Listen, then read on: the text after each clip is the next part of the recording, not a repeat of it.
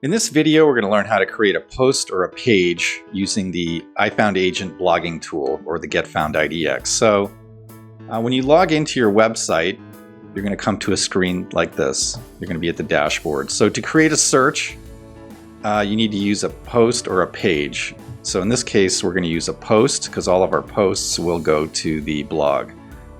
And I want my searches to be on my blog. So I'm going to click on the Add New. And this is where I'm going to create my search. So instead of going to MLS, I'm going to actually create my search right here. So I'm going to do 3-bedroom homes for sale in 85255 with a pool. So I'm going to copy that.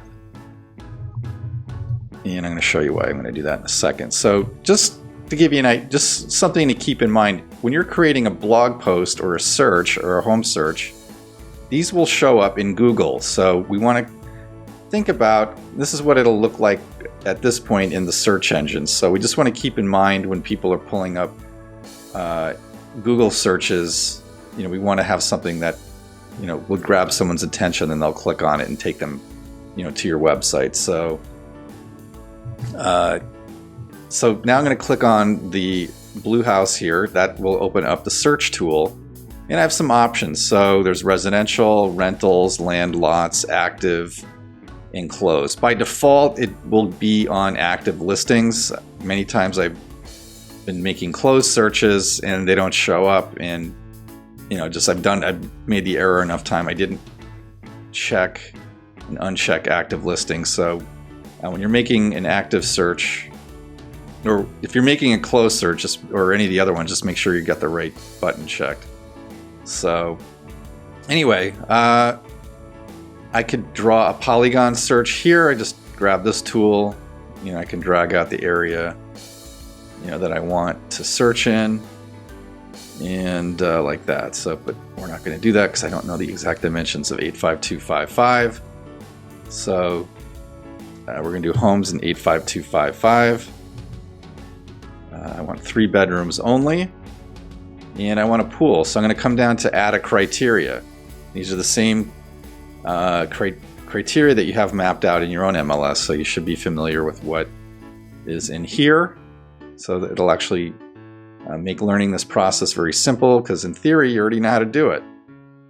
So I'm going to add the criteria, select an option, and actually I picked the wrong one. So let's do that. So I'm going to get rid of that one. I picked the wrong pool criteria. So I wanted pool type. There we go. So I wanted pool private. And I'm going to click here to insert the search into my blog post. Now the other thing to look at is we've got some display options. You can actually select what you want to show on your results page, how many items,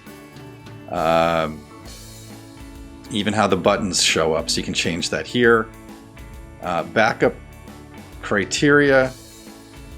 Do you want a backup query? Sometimes you'll be making searches. There may not be anything for sale. I live near a little subdivision. There's 5 houses, and more than not, there's nothing for sale in there. So you'd use a backup query because we want to show, if people are hitting your link, you want to show them something, or they will bounce. So this is just a way to, here I might just put homes in 85255 instead of drilling down, having a 3-bedroom with a pool, because I know I'll have a search in that query. So anyway, so let's I forgot to add the search, so let's go back and do that again real quick.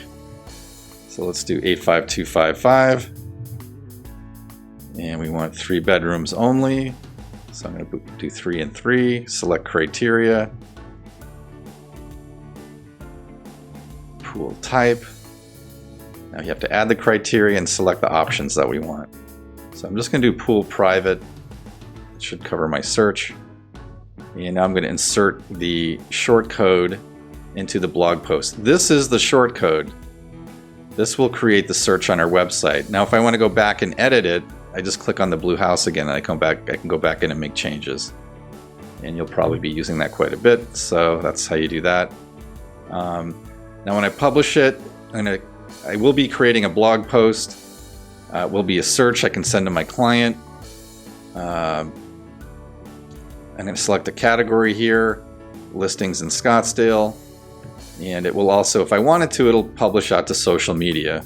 So that's something that you need to decide, because your posts sometimes they are good content for social media. So there's a whole other video on how and why to do that. So anyway, but for now, let's publish it. Let's go take a look, see what it looks like. So the posts I created it as a post, so it's going to be on my blog. All the other headers here are pages. Now the pages are static, they stay the same. The thing about the blog, the next blog post I make will go on top of this one. This is the one I just created right here. So let's click on that, and I've got 126 results. Okay. So the only other thing I just want to point out when you're making a sold search, let's just go back, is there's a particular nomenclature you need to use if you want to do like a range, like a rolling 6 months.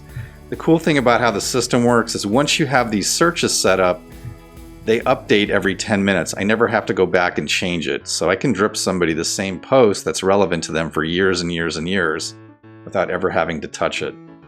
So for example, if I'm doing a sold search, I make this mistake all the time.